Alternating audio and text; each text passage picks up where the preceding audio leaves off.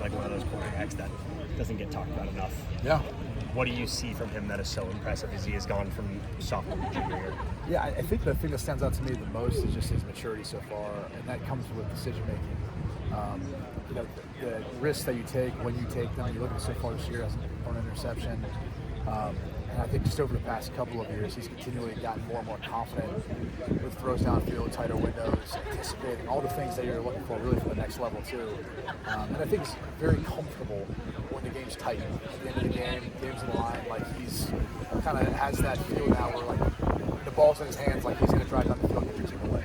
So it's been fun to watch him grow. You know, I think nowadays in college football, you see so many of these guys who move around or going from team to team. He's kind of been that guy you've been able to watch here at Iowa State. I think I appreciate his maturation process. From the other side, you got Mark Gronowski. First game, it was a lot of hype. Probably didn't play up to his standard. What have you seen on the film where you're like, he's going to be okay? He's much better than what you saw against Alabama. Yeah, look, he's a great athlete. So I think his ability to run will get him out of jams or get him out of bad pockets, or if nothing's there downfield. I don't know how much they really want to show versus Albany, knowing that this matchup is working the next week and having been in that position too. There is something to that. You don't want to pull everything out versus when you believe to be an inferior opponent or opponent you can beat and not have to play necessarily your best. So I suspect he'll be playing much better this week.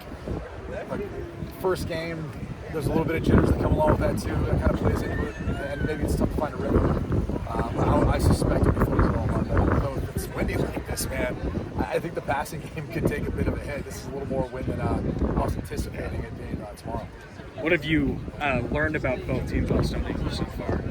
Yeah, I think for Iowa, I'll just kind of start with them. You look at the special teams, look at defense, they've always kind of hung their hat on that. I think the difference in Gronowski is obviously they can run the football, but his ability to kind of do some things from the quarterback spot, being a part of that rushing attack, is what's been the difference maker. I think they've traditionally had more pocket passers, guys who are either handling offense, play action, things of that nature, not really like you have to worry about them on passing downs, get out of the pocket, really hurting you. So that kind of sticks out to me. For Iowa State, kind of picking up where they left off last year, which is hard to do. I mean, it's 11-win seasons, the first time they've had it in school history, and they've got a lot of guys coming back, and I think they're kind of building into being that team in the Big 12 that can win the conference and go on to the college football playoff. Kind of unfinished business from what was just a year ago, and that's becoming more of a theme. I think with some of these teams that, like Ohio State, had a bunch of guys come back, did win the Big Ten, but won the national championship. Michigan the year prior to that. You look across college football, it seems like the teams that have guys who kind of come back on a mission, they're kind of destined for something great.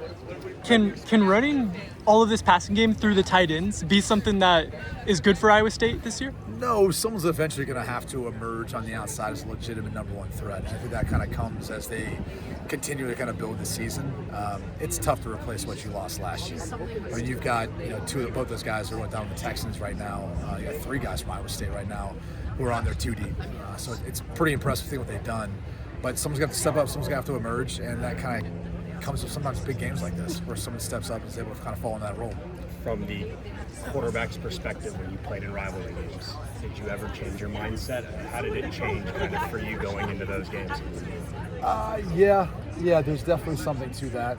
I think just the intensity of it. I don't know how to describe it because it's not like you really want to approach any game different than the other, but I think the emotions are harder to hold back. That's the best way I can put it. And there's times where, like, when you get that touchdown, it feels that much better. Maybe you're celebrating a little bit more. When things go bad, you're a little bit more frustrated. Maybe you can't shrug it off quite as easily. And if you're a guy who doesn't like talking trash, maybe you're talking a little bit of trash in this sort of matchup. So I love it. It's the greatest thing in the world. There's nothing like rivalries, and especially in college football. Have you had a chance to go eat anywhere yet? Where have you been so far in Iowa? I got in so late last night, staying in Des Moines. Went to the wrong hotel, so I was walking around the city for a while. Beautiful city. I mean, it was quiet. There was no one out and around. So I didn't get to eat anywhere yet. I think we're going to the 801 Chop House tonight, so I look forward to that. I think it's a chain because I've been in one in Kansas City before.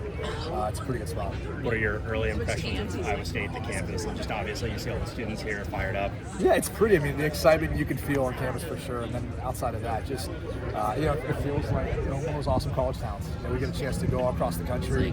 Some colleges are set more in an urban area, so it doesn't quite stand out as much. But this is sweet. This is nice. We were talking with Dave Portnoy about that too. I mean, this is my first trip to Ames. We've been to Iowa City before.